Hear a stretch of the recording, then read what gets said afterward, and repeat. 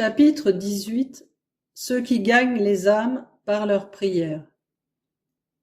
La prière fervente du juste a une grande efficacité. Jacques 5, verset 16. Tous les grands gagneurs d'âmes ont été des hommes de prière, et tout grand réveil a été précédé d'un travail persévérant, accompli à genoux, dans le silence du cabinet. Avant d'entreprendre son ministère, durant lesquels de grandes multitudes le suivaient, Jésus passa 40 jours et 40 nuits dans le jeûne et la prière. Matthieu 4, versets 1 à 11. Paul priait sans cesse, faisant jour et nuit monter vers Dieu ses supplications et ses intercessions.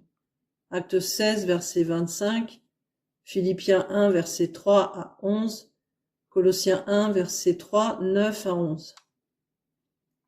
Le baptême du Saint-Esprit accordé le jour de la Pentecôte et les 3000 conversions opérées dans ce jour survinrent après 10 jours de prière, de louange, d'examen de soi-même et de la Bible. Les apôtres continuèrent à prier de telle sorte qu'un autre jour, 5000 personnes se convertirent et qu'une grande foule de sacrificateurs obéissait à la foi. Acte 2, versets 4 à 6, 4, verset 4, 6, verset 4 à 7. Luther avait l'habitude de prier 3 heures chaque jour. Il brisa les liens qui retenaient captives les nations. John Knox passait des nuits entières à prier, criant à Dieu « Donnez-moi l'Écosse où je meurs », et Dieu lui donna l'Écosse. Baxter priait avec tant de ferveur que son haleine humecta les murs de son cabinet d'études. Il fit passer sur tout le pays comme un déluge de salut. Dans son journal, qui, en intérêt, ne le cède guère qu'aux actes des apôtres, John Wesley nous parle à maintes reprises des nuits de prière dans lesquelles Dieu s'approchait et répandait sur l'assemblée une bénédiction presque tangible. C'est ainsi que lui et ses aides obtinrent le pouvoir de sauver l'Angleterre du paganisme et de susciter dans le monde entier un réveil de religion pure et agressive.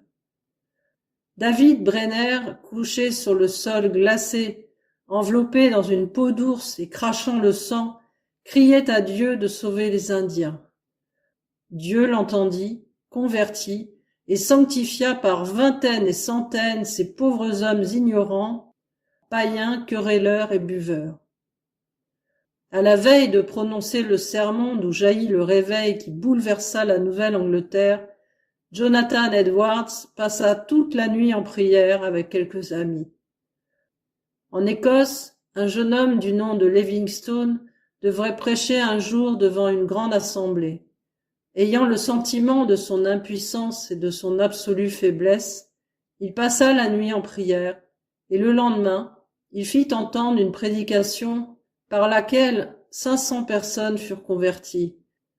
Gloire à Dieu! Ô Seigneur, suscite parmi nous des hommes de prière. Finet priait jusqu'à ce que des communautés entières fussent sous l'action du Saint-Esprit. Les hommes ne pouvaient pas résister à cette puissante influence. Excédé de fatigue à la suite de tant de travaux, il se laissa persuader par des amis d'aller prendre un peu de repos sur les bords de la Méditerranée. Mais le salut des âmes lui tenait trop à cœur pour qu'il pût rester inactif. À son retour, l'évangélisation du monde devint son unique préoccupation. Son âme était dans l'angoisse au point qu'il priait des journées entières jusqu'à ce qu'un soir, il reçut enfin l'assurance que Dieu accomplirait cette œuvre. En arrivant à New York, il fit entendre ses discours sur les réveils qui, publiés en Amérique et ailleurs, amenèrent des réveils à travers le monde entier. Ses œuvres tombées entre les mains de Madame Booth exercèrent sur elle une immense influence. L'armée du salut est certainement dans une grande mesure la réponse de Dieu aux prières intenses de cet homme, Finet, intercédant auprès de Dieu jusqu'à l'agonie, luttant avec lui jusqu'à l'exaucement. Un jeune évangéliste américain arraché au catholicisme provoque partout où il porte ses pas une trombe de réveil qui bouleverse les lieux où il passe et amène des centaines de conversions. Je me demandais quel pouvait bien être le secret de son pouvoir. Je l'appris d'une dame chez laquelle ce jeune homme logeait. Il prie, me dit-elle, sans interruption. On ne l'arrache qu'avec peine pour ses repas, sa puissante lutte avec Dieu. Avant de me joindre à l'armée, je conversai un jour avec le docteur Cully de Boston. Cet homme à la fois si simple et si prodigieuse. Il me montra quelques photographies parmi lesquelles celle de Bramwell Booth. Voilà, dit le docteur, l'homme qui dirige les plus puissantes réunions de sanctification dans toute l'Angleterre. Il me parla alors des fameuses réunions de Whitechapel. En me rendant en Angleterre, je résolus s'il était possible d'en découvrir le secret.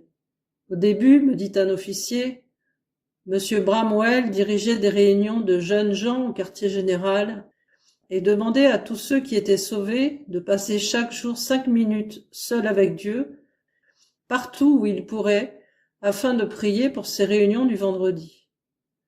L'un d'eux, aujourd'hui, lieutenant-colonel, alors employé dans un grand magasin, devait se réfugier dans une caisse d'emballage afin de s'isoler et de pouvoir prier 5 minutes seul. Dieu n'a pas changé. Il est prêt à répondre aux désirs de ceux qui prient. Un officier bien connu avait l'habitude de passer en prière la nuit du samedi. Et tout le monde sait quel merveilleux gagneur d'âme il était. Ces réunions produisaient de puissants bouleversements spirituels. Quant à moi, j'aimerais mieux 1000 fois être à sa place avec un tel pouvoir sur Dieu et sur les hommes que d'être un chef d'État. Finet parle d'une église, témoin d'un réveil constant durant 13 ans. Le réveil cessa subitement, et chacun en demandait la raison avec inquiétude. Un jour, dans une réunion, un homme se leva en larmes. Il raconta que pendant 13 ans, il avait prié chaque samedi jusqu'à après minuit pour que Dieu se glorifiât et sauvât des âmes. Mais 2 semaines auparavant, il avait cessé de prier en vue de ce but et le réveil s'était arrêté. Si Dieu répond aux prières d'une telle manière, quelle redoutable responsabilité nous avons à cet égard. Oh, puissions-nous avoir un soldat saint dans chacun des postes de l'armée, ou un membre fidèle dans chaque église, qui voulut passer la moitié de la nuit du samedi en prière. Voici du travail pour les officiers condamnés au repos, et pour tous ceux qui ne peuvent se joindre à l'œuvre de l'armée, en raison de difficultés insurmontables. Ils peuvent agir en restant à genoux, que personne n'imagine que ce soit là une œuvre facile. Elle devient parfois une douloureuse agonie, mais une agonie qui plus tard se transforme en joie dans l'union et la communion avec Jésus. Rappelons-nous comment Jésus priait. Dernièrement, un capitaine qui prie 1 heure ou 2 chaque matin, une demi-heure avant sa réunion du soir, et qui a amené au salut un grand nombre d'âmes, se lamentait auprès de moi d'avoir souvent à se faire violence pour prier en secret. En ceci, il est tenté et éprouvé comme ses frères. Il en est de même pour tous les hommes de prière. Le pasteur Bramwell Booth, qui voyait des centaines de personnes se convertir et chercher la sanctification lorsqu'il priait 6 heures par jour, mais avouait qu'il commençait toujours à prier qu'à contre-cœur. Il devait, lui aussi, se faire violence. Au début, sa prière semblait aride, mais il persévérait dans la foi, les lieux s'ouvraient, et il luttait avec Dieu jusqu'à ce qu'il eût remporté la victoire. Quand, ensuite, il prêchait, les nuages éclataient et une pluie de bénédictions descendait sur l'assemblée. Quelqu'un demandait un jour pourquoi M. Bramwell pouvait toujours dire des choses nouvelles et si riches d'inspiration pour ses auditeurs. Il habite si près du trône que Dieu lui révèle ses secrets et qu'il nous les répète ensuite, lui répondit-on. Le pasteur John Smith, dont la vie, à ce qu'on m'a dit un jour le général fondateur, avait été pour lui une merveilleuse inspiration, passait également un temps considérable en prière. Il trouvait toujours difficile de commencer, puis il entrait dans une telle communion avec Dieu qu'il lui était dur de s'arrêter. Où qu'il allât, un puissant réveil survenait. Ce peu d'empressement pour la prière secrète peut provenir de plusieurs causes.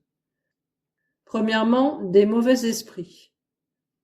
Il doit peu importer au diable de voir la majorité des gens tièdes ou froids à genoux en public, car il sait que, pour la plupart, c'est une simple affaire de convention, mais il ne peut supporter de voir un homme à genoux dans le secret de son cabinet, car il n'ignore pas que si cet homme persévère dans la foi, il amènera le Seigneur et le ciel tout entier à s'occuper des intérêts qu'il présente.